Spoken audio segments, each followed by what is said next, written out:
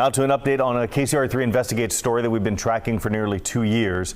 Fear and concern among alleged victims of a former Vacaville oral surgeon who surrendered his license to practice in California after numerous sexual assault charges were filed against him by former patients.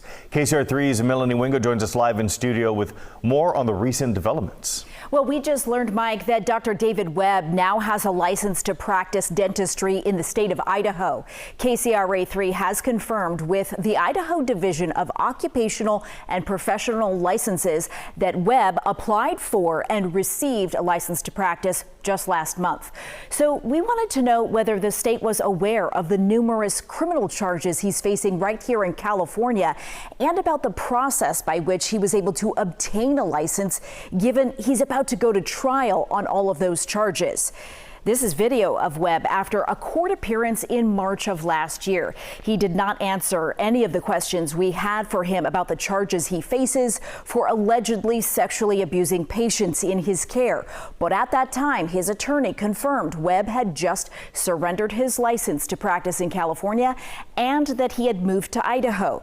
We started digging into this case in June of 2022 when an alleged victim shared her story with us.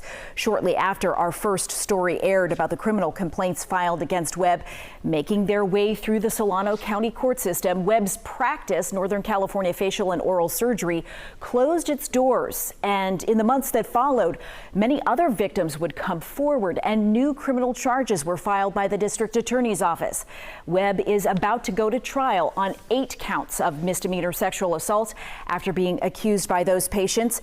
He is also named in over 10 civil lawsuits involving alleged abuse. Now, the licensing division for Idaho, which oversees Idaho Board of Dentistry, confirms it is aware of those complaints against him right here in California.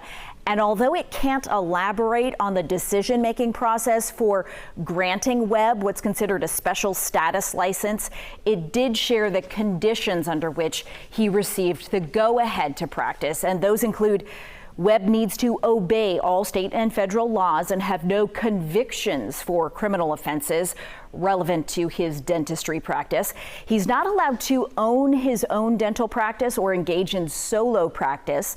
Another adult must be present when Webb works with a patient. He also needs to complete continuing education courses in maintaining proper boundaries with patients. And he must forward patient records to the dental board for review and for monitoring. So I reached out to Webb's criminal defense attorney, and he tells me he absolutely has no comment on Webb's case or his recent licensing in Idaho, but does confirm that Webb's trial, which consolidates all of those criminal complaints against him, is set for May. And I should mention, I also reached out to Dr. Webb himself. He did not return my requests for comment, Mike. Now, we also know that you've been in touch with some of the alleged victims.